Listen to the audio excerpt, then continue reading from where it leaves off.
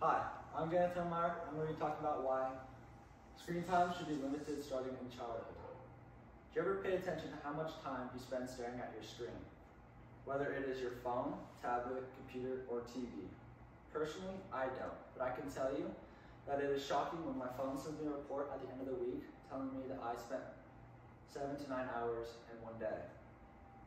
Yes, we live in a world today where we are constantly surrounded by so many digital devices. These devices offer many benefits, but there needs to be limitations or a balance between screen time and the real world. Creating this balance starts with adolescence. Today, I'm going to discuss 3 areas where too much screen time starting in adolescence is causing detrimental effects. These include negative emotional, mental, social, and physical consequences. I will also share solutions that can be used in early childhood to help minimize and prevent these issues from happening. To begin, I will be discussing the effect of too much screen time on one's emotional and mental well-being. This is a big problem starting from adolescence. There's an increase in anxiety and depression, and children not being able to manage their emotions effectively.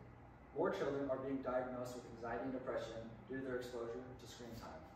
According to the American Journal of Public Health in September of 2025, elevated screen time has been found to contribute to depression, mood problems, and poor self and body image issues, and to be associated with cyberbullying, experience with violence, and risk-taking behaviors.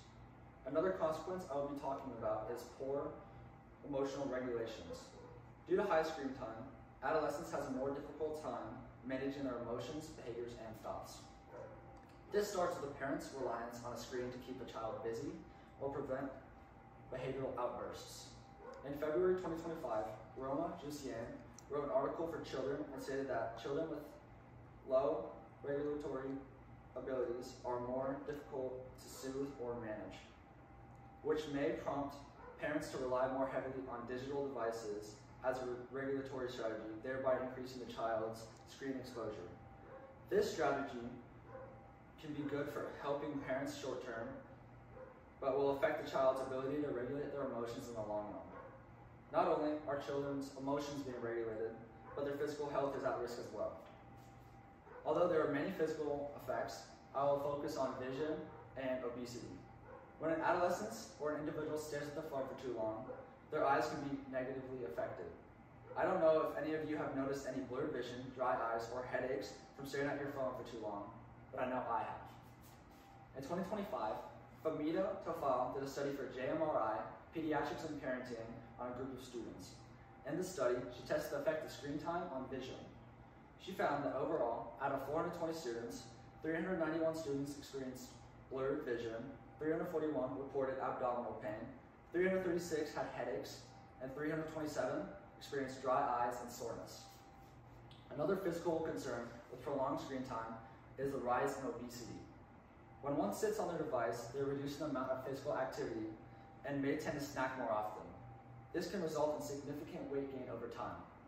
In 2024, Kim Y did a study for BMC Public Health on how screen time affected obesity rates of 4th and 7th graders in the Republic of Korea.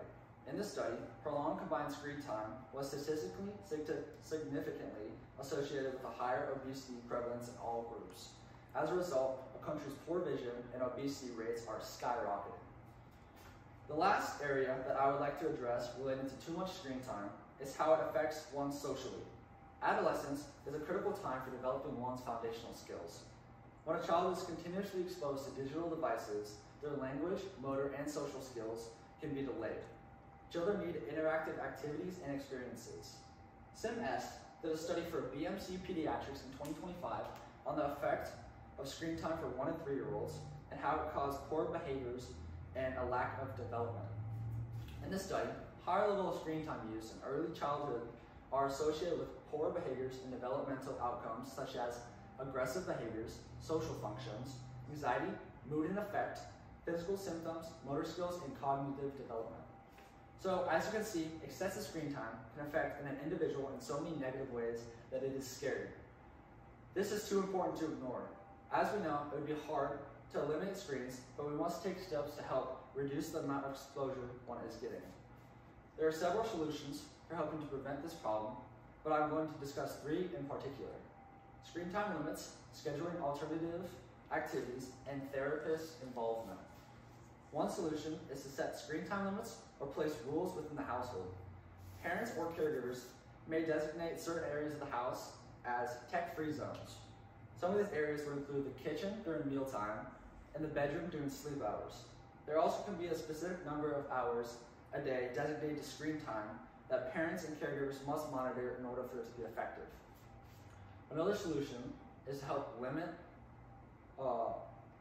screen time to encourage alternative activities such as reading, playing outside, and hobbies. For example, parents can have a rule that after an hour of screen time, the child will have to put down their device and go engage in an activity that does not involve the digital world. In 2024, Nikolay Varaksa wrote an article about playing with others instead of being on a device. In this article, he stated that play allows children to get more integrated into reality and obtain communication skills and building a closer relationship with the people around. Thus, play does not only help children acquire a more detailed representation of the world, but also can enrich their emotional and communicative experience. The last solution is to arrange interventions with therapists if at-home techniques are not effective. This is likely used as a last resort if a child cannot go without their phone. Thus, once the therapist meets with the children and parents and caregivers and assesses the extent of the situation, a treatment plan can be devised to help control the negative behavior. Yes, this may cost money if one's insurance does not cover it, but if no other solutions are working, then the cost may be worth it. All these recommendations can help lessen or solve the addiction of too much screen time as long as the parent or caregiver enforces them. I know this firsthand as my parents enforced for my siblings and I both tech-free zones and screen times with our devices. This personally helped me when I started becoming addicted to my phone. Now that I have described 3 solutions, let's think about what will happen if none of these are implemented in a household. If there are no parameters inside or outside of a household with technology, children as well as adults will continue to be more and more addicted to these devices and will have the negative consequences that come with it. In the end, while we can't completely eliminate digital devices from households, we can control how often they are used. Early awareness of this problem will help prevent the emotional, physical, and social issues that can result from excessive screen time, or at least help to minimize these issues. It will take not only parents and caregivers implementing policies, but also being role models by following these policies. More of us than not are on our devices too much, so try to be aware of it. Step away and enjoy the world around you.